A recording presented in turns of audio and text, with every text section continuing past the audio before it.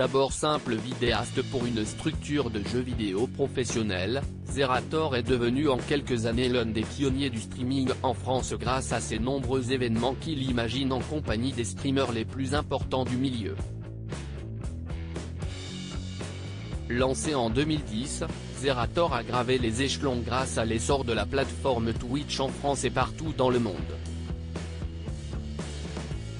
D'abord animateur pour différents web-télévisions, ses chaînes diffusées uniquement sur Internet, il est l'instigateur du The Vent, un événement caritatif qui réunit chaque année les plus grands streamers français pour récolter des fonds pour une association.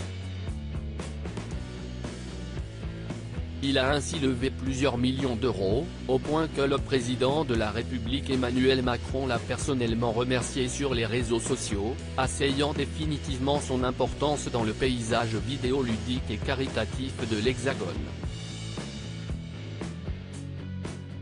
D'où vient le pseudonyme de Zerator? Derrière ce mystérieux pseudonyme de Zerator se cache Adrien Nougaret. Ce natif de Montpellier, né le 1er mars 1990, est un passionné de jeux vidéo. Dans les années 90, il découvre StarCraft, le jeu de stratégie en temps réel développé par Blizzard. Il décide alors de prendre le pseudo Zeratul dans un premier temps, en référence à l'un des héros du titre, qu'il transformera peu de temps après en Zerator, cette fois-ci pour rendre hommage à la bande dessinée Kid Paddle, dont l'un des running gags est d'ajouter des ors aux méchants. Pourquoi Zerator, alias Adrien Nougaret, est-il connu? Après avoir fait ses armes en tant que joueur, sa passion pour le jeu vidéo StarCraft, et la sortie d'une suite intitulée StarCraft 2, Wings of Liberty, va lui offrir la possibilité de devenir commentateur de différentes compétitions au sein d'une structure e-sport, ça. En 2010, il arrive chez Millennium, qui dispose encore d'une web télévision, et va diffuser ses parties de World of Warcraft, un autre jeu de Blizzard. L'essor des web-télévisions va lui permettre d'évoluer rapidement. En 2013, il lance un financement participatif sur la plateforme My Major Company pour créer sa propre chaîne, la ZTV. Le succès sera au rendez-vous, puisqu'il atteindra bien plus que la somme attendue en seulement 15 minutes. Grâce à sa chaîne, il va proposer des tournois à Trackmania, avant de finalement la fermer pour rejoindre Eclipsia en novembre 2013. Mais 2 ans plus tard, il décide de quitter la structure pour se lancer en indépendant, notamment sur YouTube, où il dispose de plus de 830 000 abonnés, mais aussi sur Twitch avec plus de 1,5 million de followers. Où habite Zerator? C'est à Montpellier que Zerator dispose de l'essentiel de ses activités. À seulement 33 ans, Adrien Nougaret est un véritable entrepreneur, avec sa propre chaîne regardée par plusieurs dizaines de milliers de spectateurs sur Twitch, mais également son studio de développement, Unexpected. Dans cette même ville qu'a lieu chaque année le The Vent, l'événement caritatif qui l'a rendu célèbre.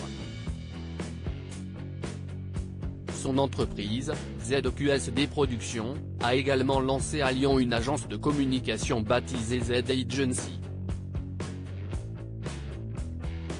Elle gère de nombreux talents et événements à travers la France. Le The Vent, un événement caritatif salué par Emmanuel Macron en mars 2016, Zerator lance les prémices de ce qui va devenir l'un des événements majeurs de l'année sur Twitch et le milieu caritatif. Avec Projet Avengers, il fait collaborer des streamers et youtubeurs populaires pendant 34 heures.